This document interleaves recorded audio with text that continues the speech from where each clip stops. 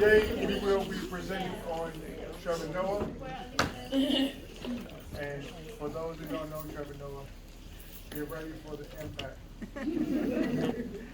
My name is Vaughn Mansfield. My name is Janet Pena. And I'm Danielle Williams.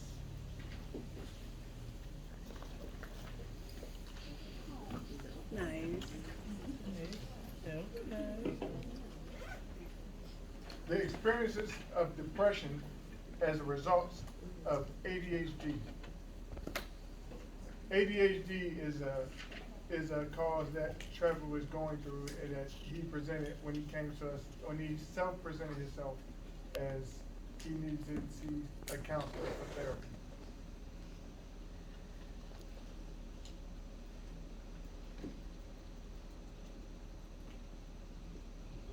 Some of the funniest people we know on the planet have depression.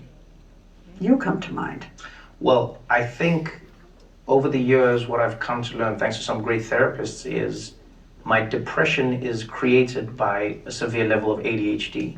ADHD looks like depression? What do you mean? So it can be different for different people, but so for myself, it means that if I'm not careful in how I sleep, how I eat, how I manage my routine, I can become overwhelmed and it can just feel like the whole world is just too heavy to bear.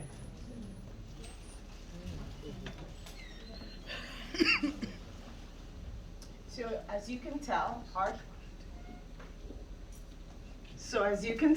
our client is Trevor Noah, born February the 20th, hometown of South Africa. Just like many of our families, he had an extended family with his mother, his grandmother, dad. His dad wasn't there all the time. And then his mom remarried and had a stepfather and two other brothers. His father, so he was born to a black South African mother, and his father was a white European. And during this time, they weren't allowed to be together. It was called the Mixed Marriage Act. And what would happen is when a white man would be with a black woman, that would be acceptable. It would be brushed off as, it's all right, not an issue. But if it was the reverse, if a black man was to be with a white woman, he would be fined and incarcerated. So there were huge disparities on how people were treated during the apartheid times. So having an interracial child like Trevor Noah was a no-no. He had to be hidden at times depending on the part of town that he was in because he wasn't supposed to be born. It wasn't allowed. Depending on white supremacy ruled, which meant that there were different class systems in schooling. And later on, we're going to talk about how the class systems differentiated between for whites, for blacks, for coloreds, and it also depended on where you fell. So for Noah, he was superior than his family, but inferior to his father that was white European.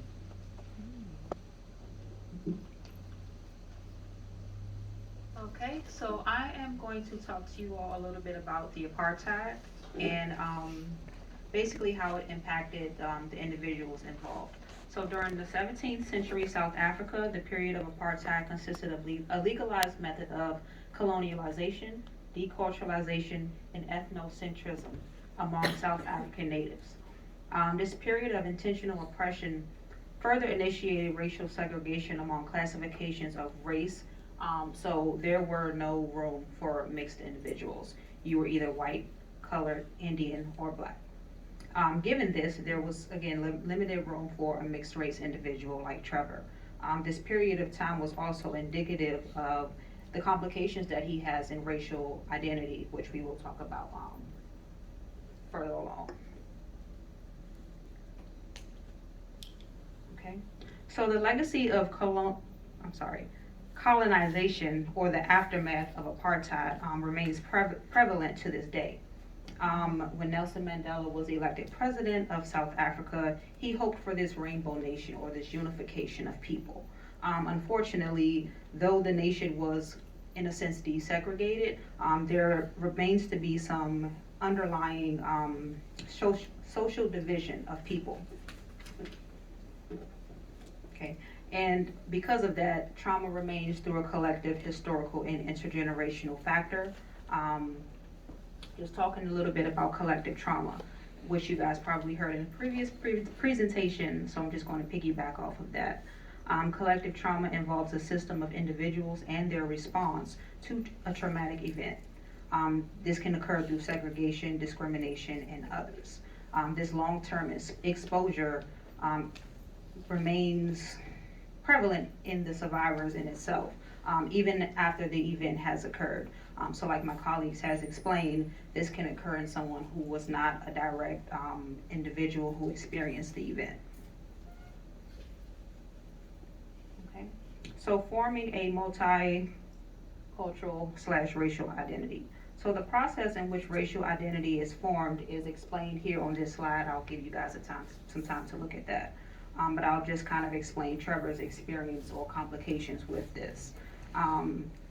So Trevor often had to live in two worlds.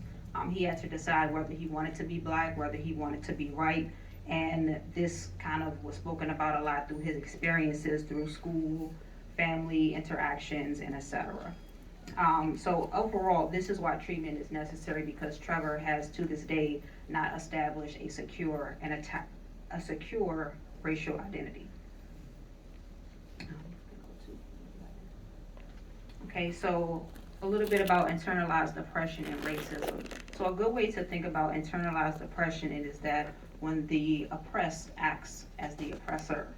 So in this case, the apartheid rules and regulations were initiated to oppress Black South African individuals. They later followed suit. Those individuals who were oppressed, they later followed suit and became oppressors of their own. This occurred right in Trevor's family system, where his grandfather treated him as a white man.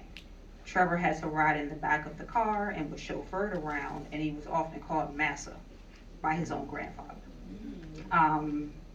In situations where he and his cousins will be playing, when you're playing with your cousins, something break, they looking to see who did it. Trevor was always the one who did not do anything wrong. And this was consistent among family systems. In addition to that, the grandmother would not beat him because his skin was so light that she was in fear that she would mark him. So instead, the other cousins that were much darker in skin tone would get the beatings all the time. And Trevor would not get a beating at all because she was so fearful that she would leave him a mark that she just preferred not to touch him at all, even though he probably deserved to get beat as well. I'm just saying. Breaking all the stuff in the grandma's house. Systems and worldview. So here we see the faith. 80% of South Africans believe in Christianity. Local traditions are that you go to your neighbor's funeral, you are family oriented, everything is done in familial neighborhood settings.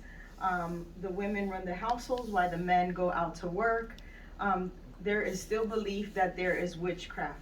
There was a part in the book where Noah really had to go to the bathroom, and he decided he was going to go to the bathroom, but he decided to go to the bathroom on a piece of paper in the kitchen. Then he went and did his business on that piece of paper, on that newspaper, wrapped it up and put it in the trash can. Well, it stunk up the whole house, and the grandmother swore there was a demon in that house because the house smelled so bad. And she was like, we are possessed. We are possessed. We are possessed. And lo and behold, they grabbed Trevor because he's the lightest one in the household, and he was going to be the leader of the prayer because the lightest one is the closest one to God.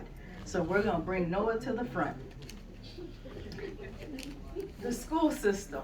So The government designed the school system, and the way it works was A was superior to B, so only the black students were allowed to go to B classes, while the white students were allowed to only go to white classes.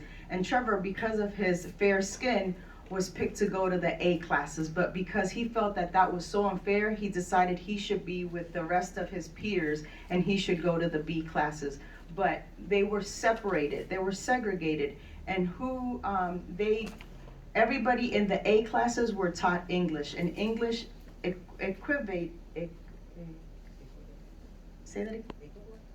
was equivalent to money, which meant you were going to have a better job instead of being in the farm, where most of the B class students were going to be. They were being taught metrics. They were learning to do everything to learn how to be good farmers, as opposed to good workers that were going to have better jobs.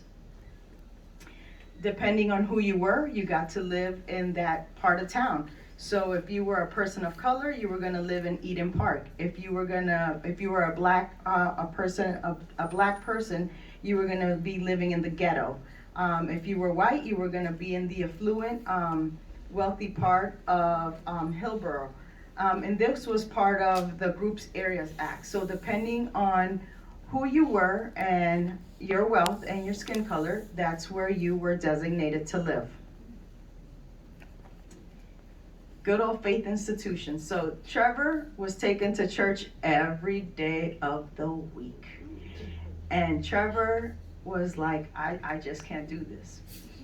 But I'll tell you what he liked the most, okay? Out of the 3 churches, the one he liked the most was Rosebank Union. Do you know why? Service was short. Absolutely. The service was short and they had air conditioning and a band. Which one do you think he liked the least? The hell in any township and went on for hours. Yes. He did not like it. It was in a tent. It went on for hours and it was in the heat. So he was like, if I have to pick, I'd rather go to the one that's the shortest with air conditioning. I could do that. But anytime his mom said we were going to the tent service, it was like, oh my goodness, why am I being punished? And just like before, whoever was lightest was closest to God, and that's who should lead the prayer. So he was often the one that would lead in prayer for his family.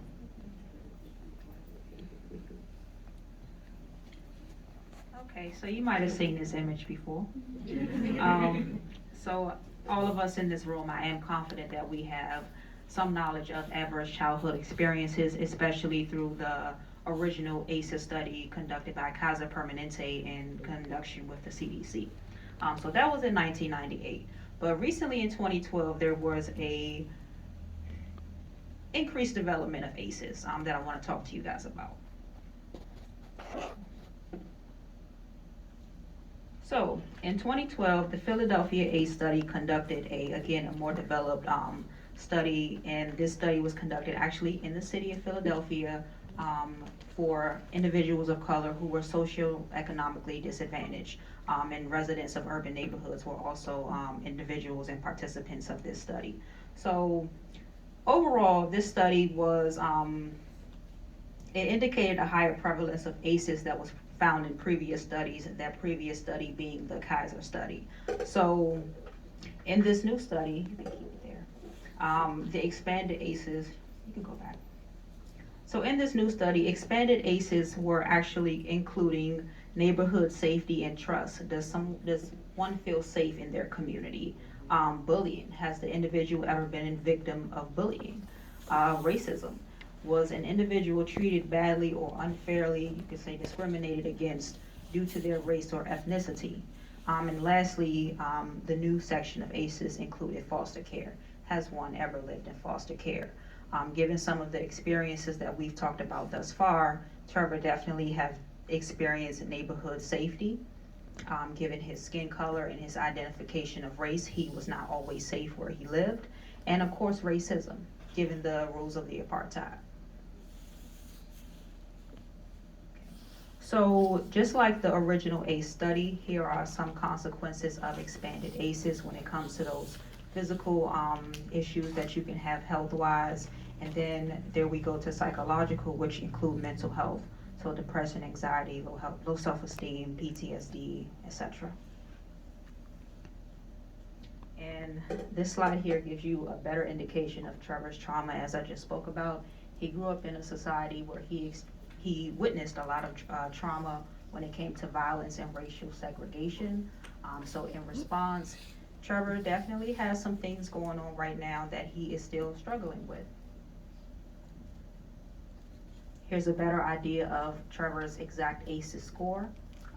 And these were the events that happened to him during childhood, of course, before age 18.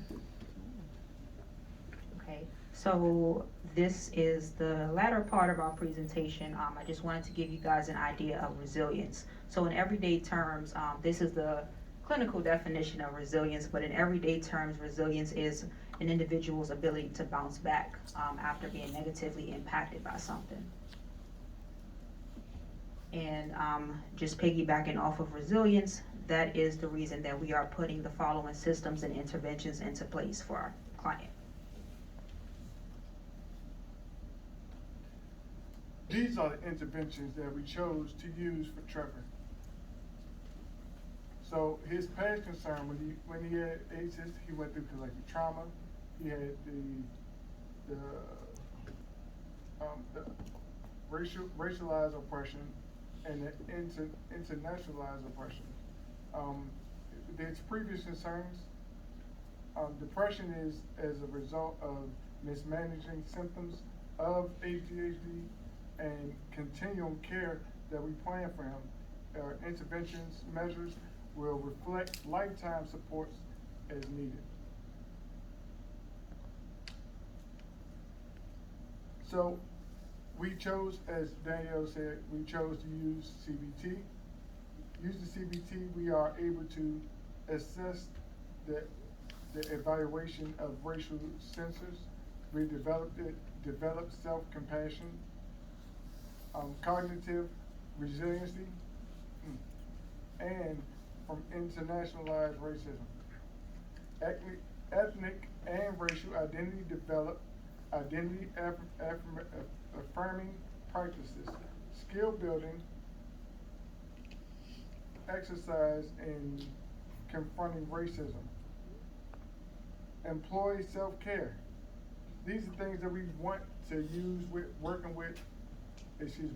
as Trevor works with us, and we work with Trevor to help him build his self-esteem up, and we're trying to make sure that he gets every piece of help that we can provide for him.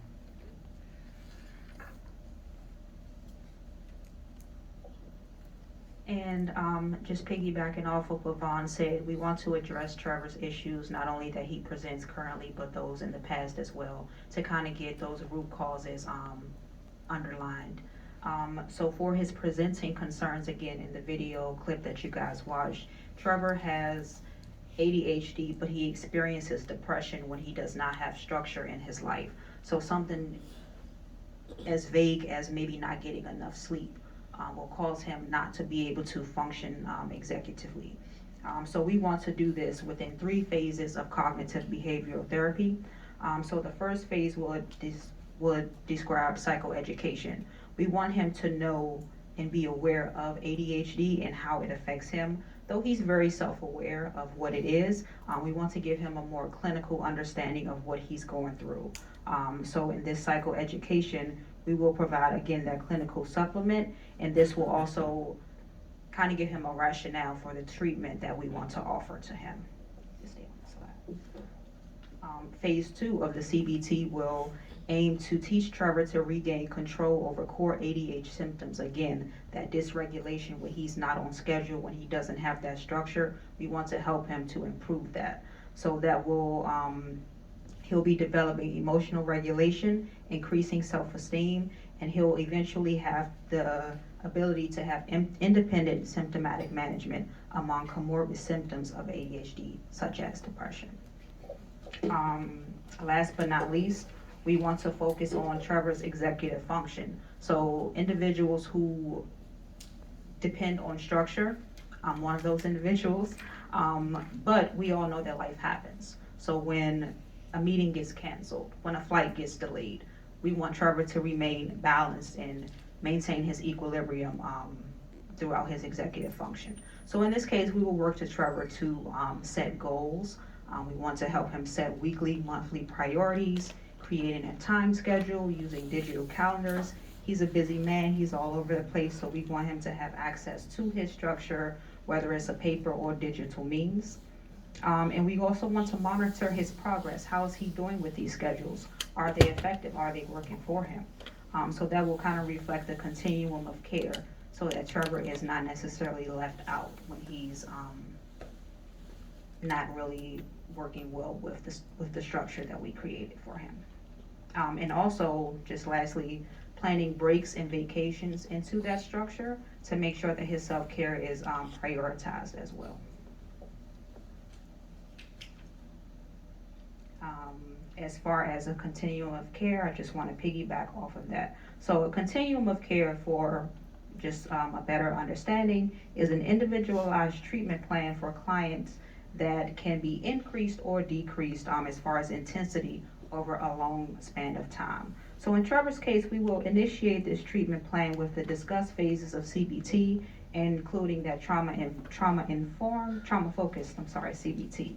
So we'll be measuring outcomes along the way. He'll be considered for either more intensive treatment, which will probably lead to medication, or depending on his progress, we'll decrease the therapy sessions from 4 times a month to maybe twice a month.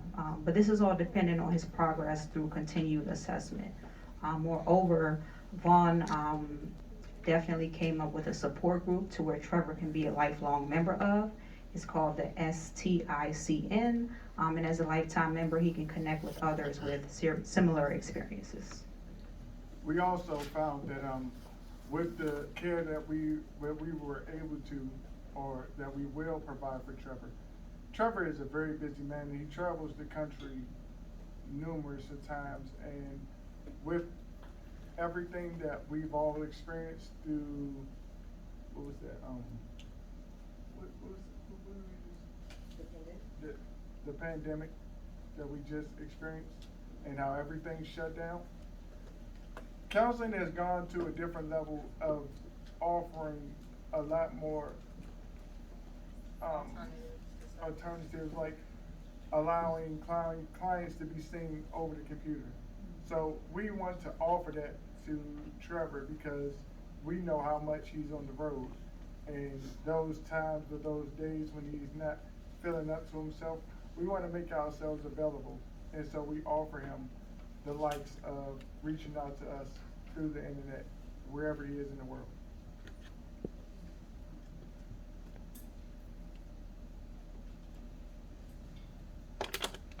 And again, these are just to kind of supplement the support group that we spoke about, and as well the continuum of care that he's receiving from the counseling team. These are some of the social supports that will be aimed to put into place so that Trevor can continue to heal progressively. Again, he'll need emotional comfort, social belonging, and the feelings of being needed. This can occur through friends, family members that he's still engaged with, and the benefits of that would pretty much structure and facilitate a positive environment for him to continue healing through, whether it's a linear process or a cycle of getting to where he wants to be, meeting his therapy goals, but definitely the people around him will play a big part in his overall healing. Thank you so much. Any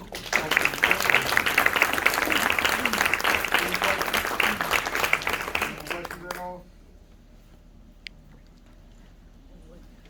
There's been, or I've read a lot of discussion about ADHD being a diagnosis that's being considered or placed on more and more adults. I think they said it's like I think I read an article that said like it's increased like by like 40% over the number of ADHD diagnoses that have been recently given to children.